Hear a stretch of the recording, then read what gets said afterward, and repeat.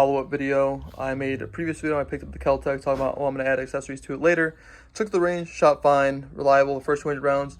I am now a little over 500 rounds. I've had 2 failure to extracts since then. One was me shooting it, one was Ray shooting. When went to the range, he got a chance to shoot it. I have Ray's on video. I can, throw that in later at a later time. But I just want to get through some of the modifications or some of the accessories I've added to the Kel-Tec Sub 2000. Most of these are placeholder, like the sling. I got this for $15 off Amazon, along with the the quick detach M-lock, sling accessory. These ball bearings are kind of small, which for quick detach is fine. For them holding in place, those can easily be, I'm saying for me with my bare hand, but I'm saying if I have a lot of force in this, it's just going to pop right out. Again, placeholder, I just follow me. $15 cheap. This M-lock section made by Magpul. I ordered this off Carbo's website.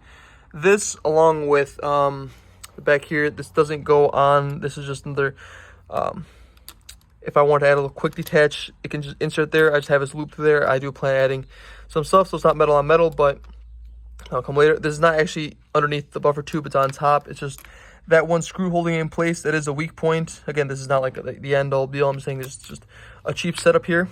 But that weak screw is still stronger than looping it through this plastic bit, or if I run the sling, weave it in through there. That's fine for most part, but those ribbing, this is all plastic, that could break also. This weak metal, still stronger than plastic, point being. Inside here, there is like a thick O-ring I added, because it'll also be just the face of the bolt, just into the buffer tube. There's a big old chunk of metal there. It just slams into the back, a spring in between. That spring is going to have an O-ring in the middle, so it has a little bit of cushion. And this Carbo sleeve just goes over, so when your face is on the buffer tube, your face is not just on metal, it's on this rubber bit right here. So little stuff. The Carbo stuff was $80. The O-ring, this accessory, and the Magpul M-lock, I guess it's called grip section here, 80 together with shipping. The 6-hour Romeo MSR is typically, around $100 on Amazon. I ordered it for $75, like a daily deal type thing. I got an email, showed up next day, ordered yesterday, showed up today, so I'm happy with that. Initially, I wanted to have a 45-degree, canted iron sight setup. It's just not going to work with the cheap mounts I got, because again, I wasn't sure if I want to go with it, so I didn't want to spend $100 on mounts that I wasn't sure I was going to keep onto this. So I cheaped out, spent $9 on these. They just have 2 screws that just kind of bite into the PTT section. I screwed it down, not super tight. All right, how much force does it need to actually pop off? I just pushed it forward, not like that, but it just ripped right through. So I'll be saving that project for a later time. When I take the range next time, we'll just have the red dot up top. Magnifier, I cheaped out on this. This was $70. How it's illustrated, it wants this rubber piece in the eye, whatever it's called there, facing the back. In the illustration, this is how it's supposed to look. How it worked for me, this quick release button here kept catching onto the rubber bit, so I couldn't quick release, and I couldn't adjust if I wanted 1.5 to 5, so I just flipped it around. This will be fine for an AR. The eye relief is not very forgiving, because on the Keltec, if I'd be placing it here, which is the farthest back I can go on the rail, your face would be here. And along with the rear sight being in the way, it's just a lot of space there that just doesn't function well with this. At least in my opinion, the point of the red dot, unlimited eye release, would be quick. And with this, I'm just taking away from the red dot. So I'm leaving the red dot as is, just up top there. I can still use the iron sights underneath. Boop. And I can also just, not using the rear sight, look over, and the red dot just above there, just above the front post. So it should be fine. Test it out, take it back out. There are more accessories I can throw at it that I really don't plan on doing. 2 that are maybe on my list, Carbo offers them. One is just like a metal trigger guard, because this bit also takes down, or folds the firearm by pushing this down. That could be aluminum, and upgrade that. And then the feed ramp can also be aluminum. Right now it's a plastic bit.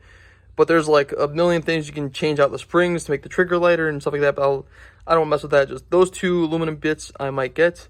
Besides that, this is basically it. Well, let me try this one hand, push it up on this.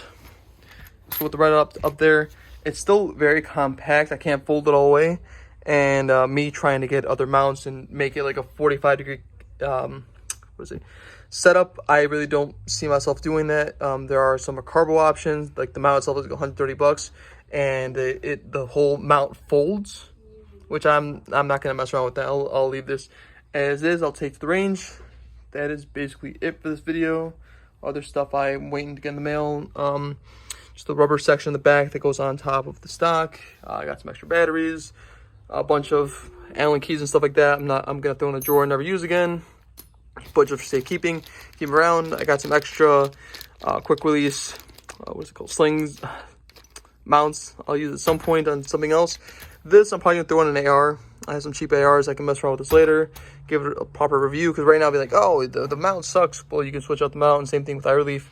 If I had an AR and had my nose, the charging handle, it'll work fine, no problem. But how it's illustrated didn't work for me. Put that aside. These are garbage. Wouldn't recommend these at all. Just don't cheap out. If you're gonna set up your red dot at 45 and that's where your heart's at, there are better mounts out there.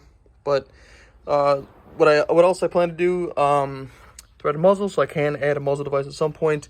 Underneath, I can add a light and a vertical grip. I'll pick those both up at a local gun store, because if I get a Surefire, $100 for a grip from Magpul, $20-30, those will be added later. Next time I go to the gun range there at my local gun store, they might have it in stock and I'll buy it from them. But if not, I'll order it online at a later time. This is the build so far, and I might upgrade some bits, like this sling could be upgraded along with the mount, but for now, this is fine.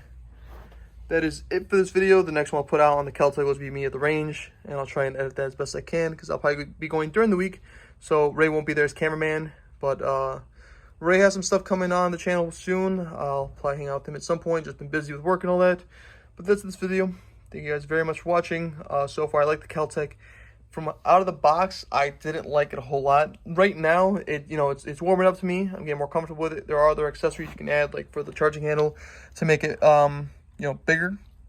But it's just the placement that's kind of awkward to me. So it doesn't really matter the size. This is fine. It's just the placement. Little stuff, cool design. And we went to the range. Ray had a 1917 revolver. Just a cool, like a lot of guys listen, just like a grail, firearm, something they really want. And, a bunch of guys there at the range, they walk past it. Oh, it's a revolver. No big deal. They don't really see anything special. Look, it's like, Keltec, what is that? What is that? What? And, so like Ray was like, oh, they didn't like my revolver, but they like your shitty Keltec. But cool design, catches eyes, and I like the concept of having compact rifle, extend your range with the same mags you would if you're already having a Glock. So cool all around, affordable for the most part, but that's not the main selling point. Main selling point for this one is just endless accessories you can throw on it, and it's still a good setup. That's it for this video. Thanks for watching. Have a great day.